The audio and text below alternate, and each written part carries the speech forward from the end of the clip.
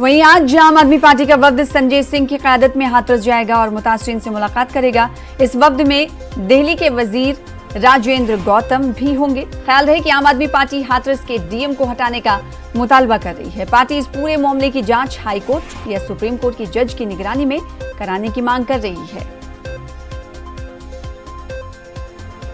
हमारे साथ हमारे नुमाइंदे हाथरस से सुमित जुड़ रहे हैं। सुमित, आज आम आदमी पार्टी का वफ्द डेलीगेशन आने वाला है मुलाकात करने के लिए, क्या कुछ जानकारियां मिल पा रही है? क्योंकि हम देख रहे हैं कि हाथरस में एक के बाद एक कई पार्टियों के लीडर पहुंच रहे हैं और ऐसे में आम आदमी पार्टी भी अब मुलाकात करने जा रही है।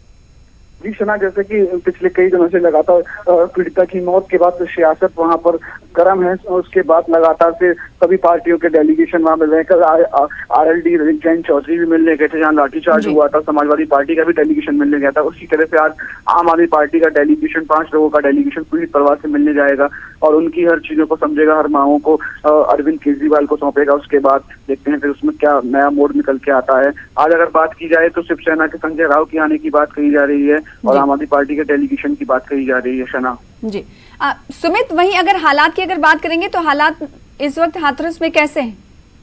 देखिए शना, कल जैसे कि एक भीम आर्मी के चीफ चंद्रशेखर और ग्रामीण वहां पीड़ित परिवार से मिलने गए थे। उनके साथ भारी संख्या में कार्यकर्ता थे। पुलिस प्रशासन ने पूरे पुख्ता इंतजाम किए थे। उसके बाद उन्होंने लगातार ये आरोप लगाए थे कि जिला प्रशासन के पीड़ित परिवार दहशत में है। डीएम के ऊपर, जिलाधिकारी के ऊपर अभी तक कोई कार्रवाई नहीं की है। ये दर्शाता है शासन की मंशा को, प्रशासन की मंशा को कि पीड़ित परिवार को मैं 22 श्रेणी की सुरक्षा मिलनी चाहिए। जिस तरह से कंगना को सुरक्षा दी गई है बम्बई वाले मामले में, उसी तरह से पीड़ित परिवार को भी 22 श्रेणी की सुरक्षा मिलनी चाहिए और जिला प्रशासन के जो लापरवाह अधिकारी है उन पर दंडात्मक कार्रवाई करनी चाहिए। शना जी, बेहद शुक्रिया सुमित हमारे साथ जुड़ने के लिए। आगे भी